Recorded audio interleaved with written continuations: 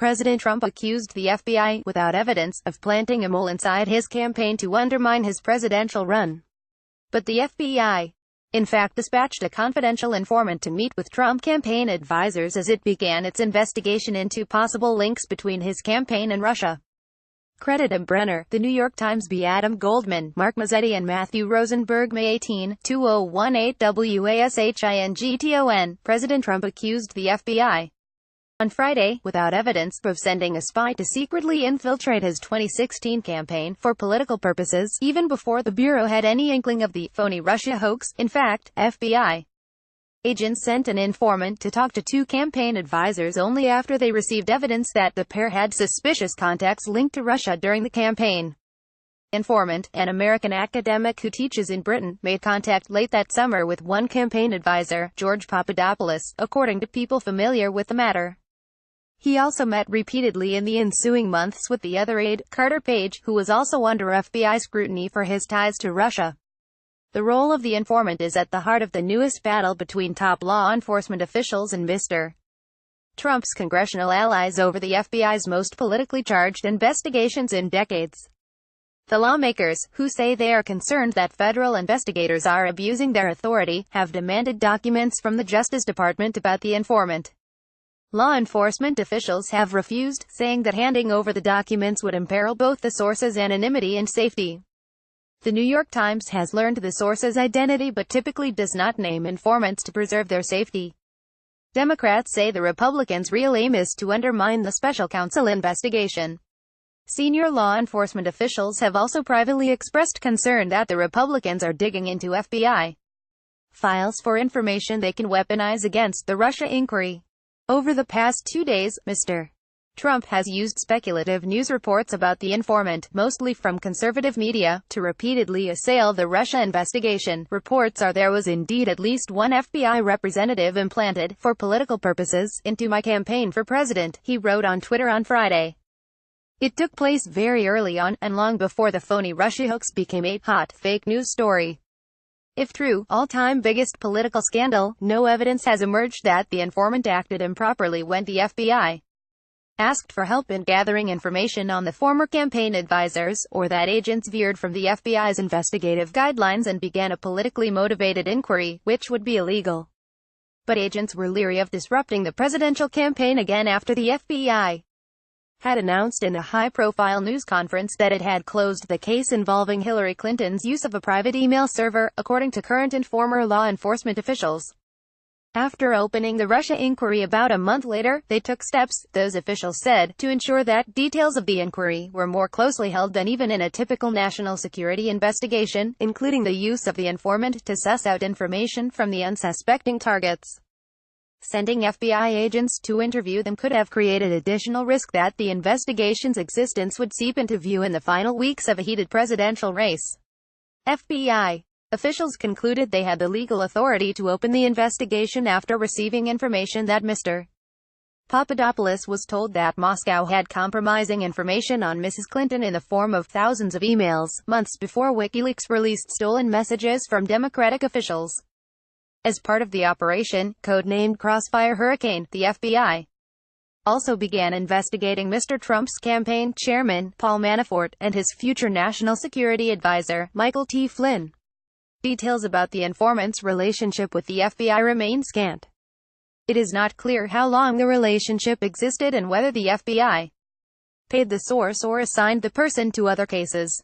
Informants take great risks when working for intelligence services. Christopher A. Wray, the FBI director, testified before Congress on Wednesday.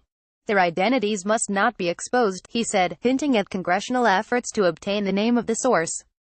The day that we can't protect human sources is the day the American people start becoming less safe, one of Mr. Trump's lawyers, Rudolph W. Giuliani, acknowledged on Friday that neither the president nor his legal team knew with certainty that the FBI had implanted a spy in the Trump campaign, as he and the president had alleged. I don't know for sure, nor does the president, if there really was one, Mr. Giuliani said on CNN.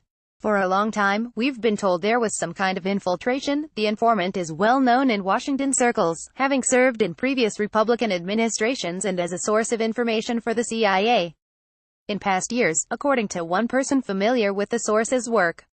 FBI agents were seeking more details about what Mr. Papadopoulos knew about the hacked Democratic emails, and 1 month after the Russia investigation began, Mr. Papadopoulos received a curious message. The academic inquired about his interest in writing a research paper on a disputed gas field in the eastern Mediterranean Sea, a subject of Mr. Papadopoulos's expertise. The informant offered a $3,000 honorarium for the paper and a paid trip to London, where the two could meet and discuss the research project. I understand that this is rather sudden, but thought that given your expertise it might be of interest to you, the informant wrote in a message to Mr. Papadopoulos, sent on September 2, 2016. Mr. Papadopoulos accepted the offer and arrived in London 2 weeks later, where he met for several days with the academic and one of his assistants, a young woman. Over drinks and dinner one evening at a high-end London hotel, the FBI informant raised the subject of the hacked Democratic National Committee emails that had spilled into public view earlier that summer, according to a person familiar with the conversation. The source noted how helpful they had been to the Trump campaign, and asked Mr. Papadopoulos whether he knew anything about Russian attempts to influence the 2016 presidential election. Mr. Papadopoulos replied that he had no insight into the Russian campaign, despite being told months earlier that the Russians had dirt on Mrs. Clinton in the form of thousands of her emails. His response clearly annoyed the informant, who tried to press Mr. Papadopoulos about what he might know about the Russian effort, according to the person. The assistant also raised the subject of Russia and the Clinton emails during a separate conversation over drinks with Mr. Papadopoulos, and again he denied he knew anything about Russian attempts to disrupt the election. After the trip to London, Mr. Papadopoulos wrote the 1,500-word research paper and was paid for his work. He did not hear again from the informant. Mr. Page, a Navy veteran, served briefly as an advisor to Mr. Trump's campaign until September 2016. He said that he first encountered the informant during a conference in mid-July of 2016 and that they stayed in touch. The two later met several times in the Washington area.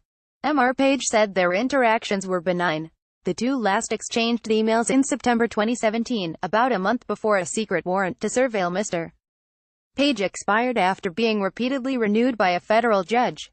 Mr. Trump's congressional allies have also assailed the surveillance, accusing law enforcement officials, with little evidence, of abusing their authority in spying on the Trump campaign.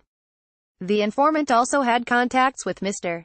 Flynn, the retired Army general who was Mr. Trump's first national security advisor. The two met in February 2014, when Mr. Flynn was running the Defense Intelligence Agency and attended the Cambridge Intelligence Seminar, an academic forum for former spies and researchers that meets a few times a year. According to people familiar with Mr. Flynn's visit to the intelligence seminar, the source was alarmed by the general's apparent closeness with a Russian woman who was also in attendance. The concern was strong enough that it prompted another person to pass on a warning to the American authorities that Mr. Flynn could be compromised by Russian intelligence, according to two people familiar with the matter. 2 years later, in late 2016, the seminar itself was embroiled in a scandal about Russian spying. A number of its organizers resigned over what they said was a Kremlin-backed attempt to take control of the group.